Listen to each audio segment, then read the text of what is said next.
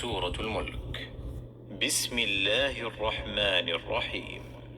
تبارك الذي بيده الملك وهو على كل شيء قدير، الذي خلق الموت والحياة ليبلوكم أيكم أحسن عملا وهو العزيز الغفور، الذي خلق 7 سماوات طباقا ما ترى في خلق الرحمن من تفاوت فارجع البصر هل ترى من فطور ثم ارجع البصر كرتين ينقلب إليك البصر خاسئا وهو حسير، ولقد زينا السماء الدنيا بمصابيح وجعلناها رجوما للشياطين